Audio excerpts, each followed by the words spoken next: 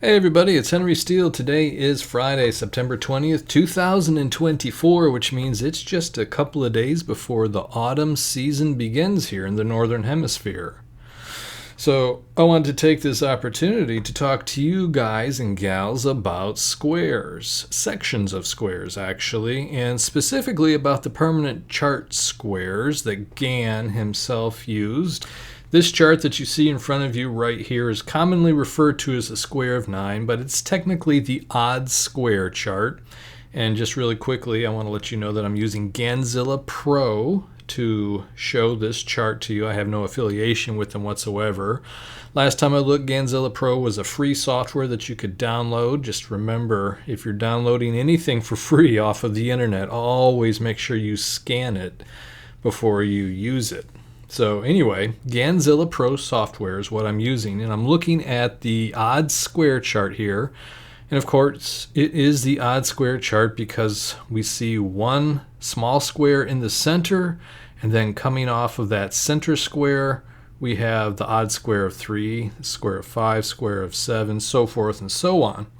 This chart right here is the even square chart, and the way this chart's set up, there is no singular little cell of the square itself, one singular number in the center. It has 4 numbers right here. So this group of 4 numbers is essentially the center of this one. And the even squares are emanating out from this center right here, 16, 34, 64, or square of 4, square of 6, square of 8, so forth and so on. We see the odd squares over here in this chart. And if we go back to the odds square chart where we see them emanating right here from the center, we can see the even squares offset a little bit coming out of the center right here. So in this video, I'm not really interested in talking about this chart or this chart. What I want to look at is this chart. And this chart is basically any square you want it to be. For instance, this is the square of 9 permanent chart here. We have 1, 2, 3, 4, 5, 6, 7, 8, and 9. And then it just, the 1 through 9 repeats over here. And it repeats all the way till you get to 9 times 9, or 81.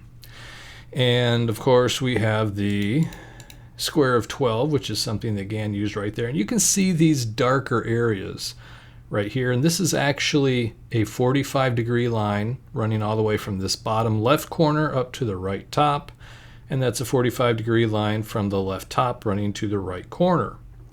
Now, in addition to that, Gann made up his charts, his permanent charts. This is one of the types of permanent charts where it was just a square of, for instance, this being the square of 12, it was just a square of 12 cells by 12 cells for a total of 144 internal cells. He literally made charts that were just perfect squares, but they were based on important things in numerology and astrology. But the one thing I want to point out to you is the fact that he segregated these charts into quadrants. And what that means is he cut them into quarters, basically. So he cut it in half and then cut the halves in half so that there was 1/4 section. And there's actually a mathematical reason that he did that. And I'm going to actually increase this chart to, let me just write it in there, 22. So it's now the square of 22, which is an important square if you're interested in things like tunnel through the air. And we can see, because the square is a lot bigger, the resolution of these angles is more clear. We can see it more clearly here. And we can see that there's this big 45-degree angle here and this big 45-degree angle there. Well, what we also have are these smaller 45-degree angles.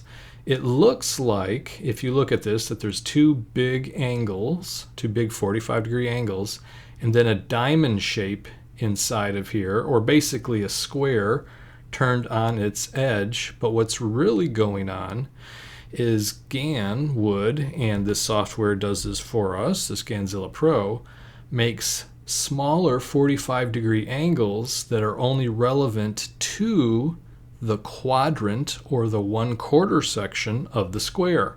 So what's really going on here is he's got the major angles right there, and then he has these minor angles right there.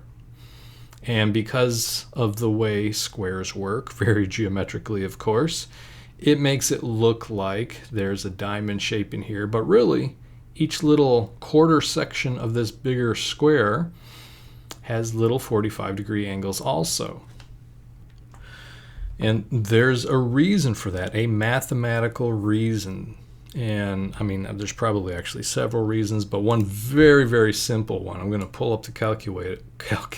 I'm going to pull up the calculator here and explain it to you if it's something you're not already aware of. So this is the square of 22 that we're looking at right here, and 22 squared, which x squared right here on the calculator is the same as 22 times 22, is 484. So while there's 22 individual cells up or down, or vertically, and 22 horizontally, inside of this big square there's a total of 484 small squares. Now the thing is, we used the number 22. If we divide this number by 2, or in other words, just cut it in half, and then square this number, 11, in this particular instance, 11 times 11 is, of course, 121. And what happens is, let me go ahead and change this to the square of 11. Bring the calculator back up here. We have the square of 11 right here, where we just have 11 cells vertically, 11 cells horizontally, for a total of 121. But what happens is, when you take that number, originally 22, and divide it by half, or divide it by 2, you get 1/4 as many total cells in your square. So in other words, 121 times 4 is 484. So let me go ahead and make this larger square again. That square of 11, if you'll notice, the first square of 11 ends right here. We can just do this, square of 11. There's a square of 11 right here, and that is the same as the, see, we have the big angles right here, and then we have the small angles right here. This square of 22, the way it's set up, these minor 45-degree angles are the same as the major 45-degree angles in a square of 11. But obviously the square of 22 is more, in quotes, powerful or potent, and as a result, these, what are major angles in the smaller squares, are really minor angles, at least this one is, in this larger square, the square of 22. So the whole reason that I use 22 as an example here is because in Tunnel Through the Air, 22 is important. The square of 22 shows up in various different places in the book, starting all the way back, or all the way in the front of the book in the foreword. And the square of 22 just happens to be the minor section of, or the quadrant of, the 1/4 section of the square of 44, which is of course very prominent in Tunnel Through the Air because it's Tunnel Through the Air, or Looking Back, from 1940. And that 1940 is based on, among other things, the square of 44. So that's why I use the 22 as the example square. But anyway, I just wanted to take time really quickly to point out to you that Gann's permanent charts, specifically these squares, just the natural square themselves, in other words, a number multiplied by itself, these charts had major 45-degree angles and minor 45-degree angles.